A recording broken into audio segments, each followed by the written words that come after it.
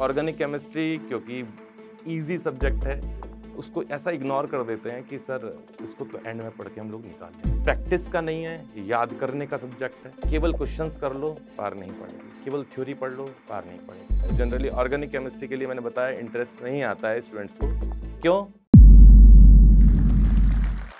Hello बच्चों, I am Neeraj Saini, chemistry teacher at competition. मैंने करीबन 19 ईयर से बच्चों को जेई की प्रिपरेशन कराई है। ऑर्गेनिक केमिस्ट्री में जो ऑर्गेनिक केमिस्ट्री की बारीकियां बताते हुए मुझे काफ़ी अनुभव हुआ है और उन बच्चों को मैं बताना चाहूँगा जो कि जेई की प्रिपरेशन कर रहे हैं, नीट की प्रिपरेशन कर रहे हैं, अपने एक्सपीरियंस के बेसिस पे कि वो कहाँ अटकते हैं, किस-किस तरह की उन्हें फैसिलिटीज़ की ज़रूरत होती है, वो ऑर्गेनिक केमिस्ट्री में मैं आप लोगों को प्रोवाइड करता हूँ। देखिए जेईई का नीट की प्रिपरेशन ऐसी प्रिपरेशन है जिसमें केवल थ्योरी के बेसिस पर केवल इंफॉर्मेशन नॉलेज के बेसिस पर बच्चा सफलता हासिल नहीं करता है। उसके लिए उसे हार्ड वर्क भी करना होता है। उसके लिए उसे काफ़ी कुछ एक्सपीरियंस भी गेन करना होता है कि किस तरीके के क्वेश्चन को के साथ में डील किया जाता है। आपको एक एग्जांपल बताता हूँ मैं। जब मैंने पढ़ाना स्टार्ट ही किया था करीबन 10 साल पहले की बात है वैसे। 19 साल हो गए मुझे वैसे पढ़ाते हुए। 10 साल पहले एक स्टूडेंट आया था मेरे पास में। भुज से वो स्टूडेंट था। वो स्टोरी मुझे इसलिए याद रह गई क्योंकि थोड़ी पेनफुल स्टोरी स्टोरी थी वो। तो करीबन-करीबन उसकी फैमिली में उसके फादर, उसका ब्रदर और वो, ये 3 बचे थे।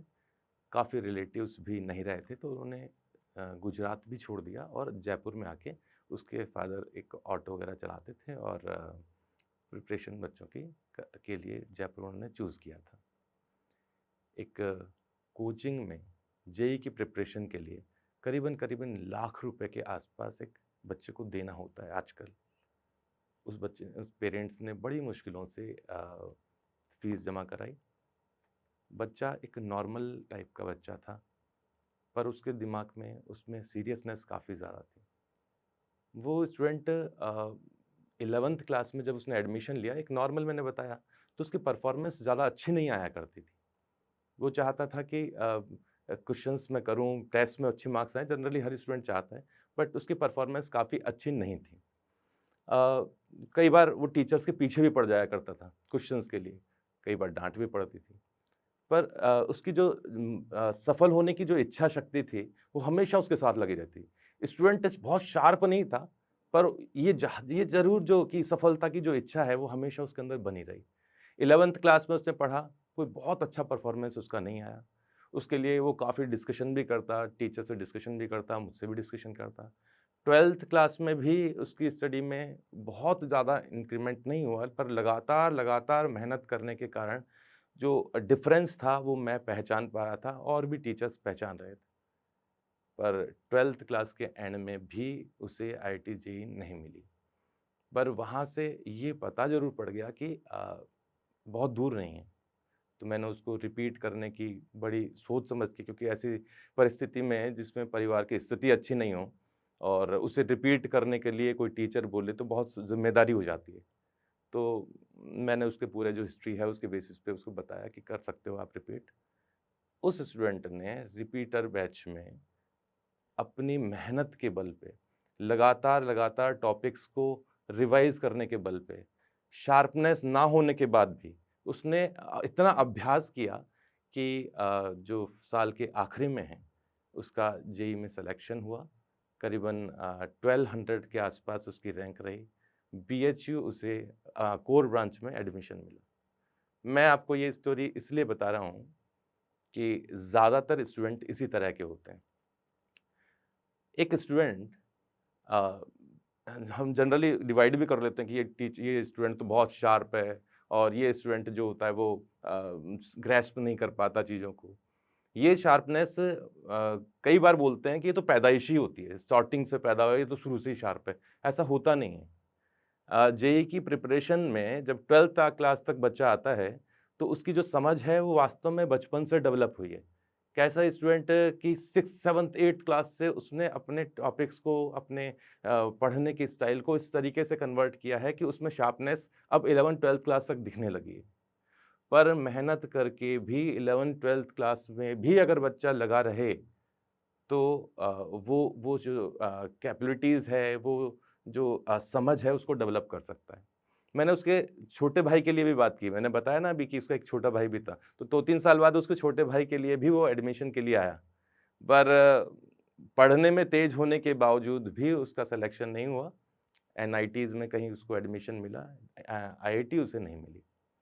ये डिफ़रेंस मैं बता रहा हूँ कि एक नॉर्मल जो स्टूडेंट है, वो भी लगातार अभ्यास से उस पोज़ीशन पर पहुँच सकता है, जो आईआईटी के लिए ज़रूरी है। भगवान श्री कृष्ण ने भी अर्जुन को अभ्यास के लिए ही बोला, अभ्यास करके अपने मन को आप इस तरीके से कर सकते हैं कि मुझ तक पहुँच सकते हो।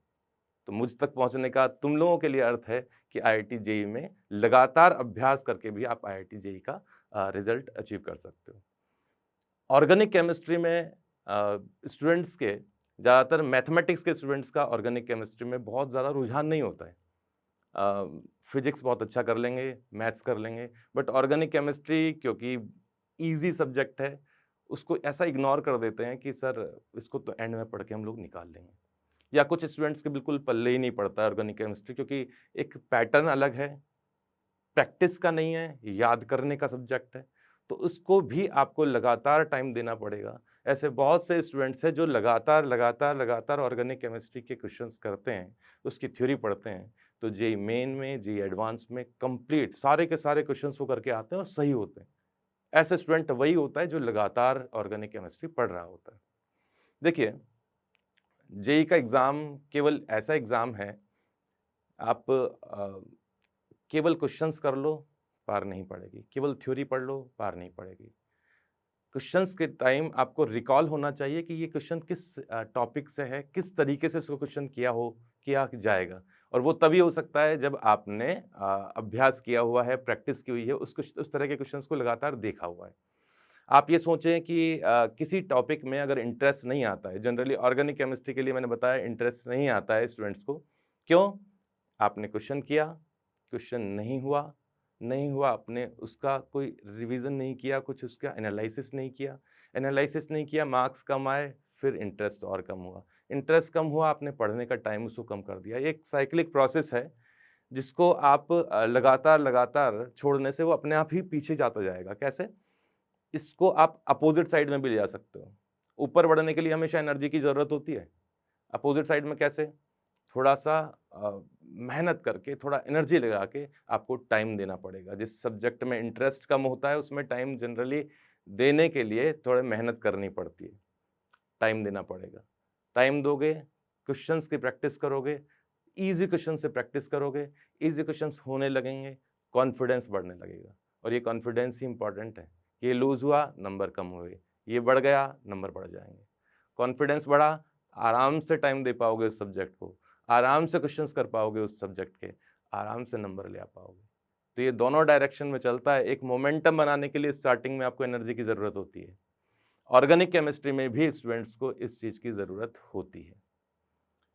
केवल थ्योरी करके आप ऑर्गेनिक केमिस्ट्री की सारी रिएक्शंस याद नहीं कर सकते। अगर ऑर्गेनिक केमिस्ट्री याद करनी है, टॉपिक्स को समझना है, रिएक्शंस की बारीकियां समझनी है, तो क्वेश्चंस तो आपको करने पड़ेंगे। मैथ्स में, फिजिक्स में दोनों का थोड़ा-सा नेचर अलग है। मैथ्स में आपने थ्योरी पढ़ी, बहुत सारा टाइम क्वेश्चंस के ऊपर आपको देना होता है। केमिस्ट्री में थोड़ा उल्टा है। आपको ऑर्गेनिक केमिस्ट्री में थ्योरी कम के लिए टाइम ज़्यादा देना पड़ेगा, क्वेश्चंस के लिए कंपैरेटिवली टाइम कम होगा। अगर मैं फिजिक्स की बात करूँ, 70% टाइम आपको क्वेश्चन प्रैक्टिस के लिए देना है, केवल 30% टाइम आपको थ्योरी पढ़ने के लिए देना है। ऑर्गेनिक केमिस्ट्री में उल्टा करना है। ऑर्गेनिक केमिस्ट्री में आपको टाइम देना पड़ेगा थ्योरी के लिए ज़्यादा, रिवीजन के लिए ज़्यादा, क्वेश्चंस के लिए कंपैरेटिवली कम। लेकिन क्वेश्चन का अपना इंपॉर्टेंस है, क्योंकि क्वेश्चन से ही आपको समझ में आएगा कि रिएक्शंस की बारीकियां क्या है। ऑर्गेनिक केमिस्ट्री में रिएक्शंस याद नहीं होती है, कई बार स्टूडेंट ये भी बोलते हैं। मैं उनको बोलता हूँ कि रिएक्शंस को पढ़ो और लिख लिख के याद करो। सारी नेम रिएक्शन आप लिख के याद कर सकते हैं। इस लिख के याद करने को कई बार स्टूडेंट इस तरीके से लेते हैं। मैं इसका एक एग्जाम्पल देता हूँ कि मैं डाउट क्लास में कई बार बच्चों के सामने जाया करता था, तो एक स्टूडेंट था, करीबन 6 साल पहले की बात है। वो हमेशा मुझे कुछ ना कुछ लिखता हुआ दिखाई देता था। ठीक है, मैं तो लिख के प्रैक्टिस कर रहा होगा क्वेश्चन की। सामने एक बुक खुली होगी और उसको लिख रहा होगा। तो कई बार मैंने देखा, तो एक बार मैंने पूछा कि बेटा ये क्या लिखते रहते हो तुम? तो उसने बताया कि मेरे पापा ने मुझे ये कहा है कि लिख-लिख के याद करेगा तभी याद हो पाएगा। तो उसका मतलब उसने ये लिया कि लिख के उसने बुक की सारी थ्योरी, जैसे स्कूल्स में होमवर्क मिला करते हैं कि भैया तेरे को ये क्वेश्चन करना है, सब्जेक्टिव क्वेश्चन करना है, उस तरह से वो लिख के उस चैप्टर को पढ़ने की कोशिश करता था। काफ़ी उसने कॉपीज़ भर डाली, लेकिन मैं उससे पूछता हूँ तो कुछ ज़्यादा याद नहीं था। मतलब लिख के याद करने का मतलब उस स्टूडेंट ने गलत पकड़ रखा। लिखना क्या है?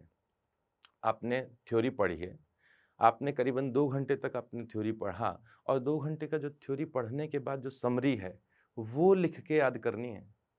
उसके टॉपिक्स बनाने हैं। आपने 1 घंटे के अंदर मान लीजिए फिनॉल पढ़ा, फिनॉल फॉर्मेशन की 6 रिएक्शन है, 6 रिएक्शंस को आपने पढ़ा। पढ़ने के बाद में बिल्कुल बंद कर दीजिए कॉपी और वो 6 रिएक्शन 1 पेज पर, 2 घंटे का जो पढ़ा था 1 या 2 पेज पर उसको लिख के बताएँ, एक समरी बना लें। आपका ने जो पढ़ा है, अब वो जो आपका ब्रेन है उसे यूज़ कर रहा है, वो इन्फॉर्मेशन को रिकलेक्ट कर रहा है। ऐसा करने से आपको रिएक्शंस ज़्यादा याद रहेंगी। आपको जितने भी नेम रिएक्शन हैं, उन पे फ़ोकस करना चाहिए। नेम रिएक्शन तो आपको लिख के याद करना चाहिए। 11th क्लास के स्टूडेंट्स जो कि जीओसी पढ़ते हैं, उसे लिख के याद करने की ज़रूरत नहीं है। 11th क्लास का सबसे इम्पोर्टेंट टॉपिक है जीओसी, जो ऑर्गेनिक केमिस्ट्री का एक बेस है। जनरल ऑर्गेनिक केमिस्ट्री को समझने की ज़रूरत है, ना कि याद करने की। जनरल ऑर्गेनिक केमिस्ट्री के क्वेश्चंस करने की आपको ज़्यादा ज़रूरत है। इसलिए 11th क्लास में मैं 3 टॉपिक बता रहा हूँ। वैसे ऑर्गेनिक केमिस्ट्री का कंटेंट 11th में कम है, लेकिन जनरल ऑर्गेनिक केमिस्ट्री, हाइड्रोकार्बन, ये 2 चैप्टर और एनवायरमेंटल केमिस्ट्री, ये तीसरा चैप्टर, ये काफ़ी इम्पोर्टेंट चैप्टर है। जीओसी ऑर्गेनिक केमिस्ट्री का बेस बनाता है।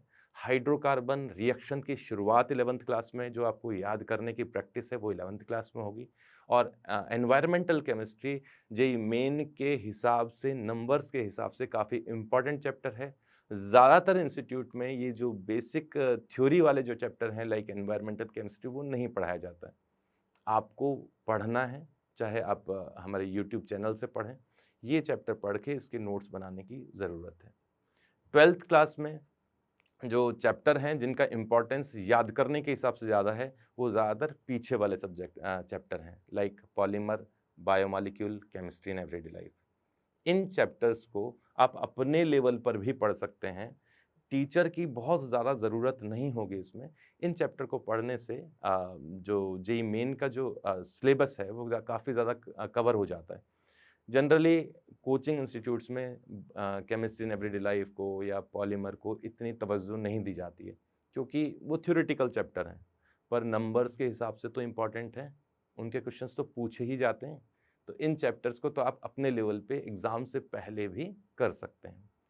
12th क्लास में रिएक्शंस का कंटेंट ज़्यादा है, लाइक अल्कोहल हो चाहे अल्काइल हैलाइड हो। यहाँ रिएक्शंस आपको शॉर्ट नोट्स बना के याद करनी पड़ेगी। तो ऑर्गेनिक केमिस्ट्री के लिए शॉर्ट नोट्स केवल रिएक्शंस का बनाएं। तो इतना ही, मेहनत करते रहें। All the best.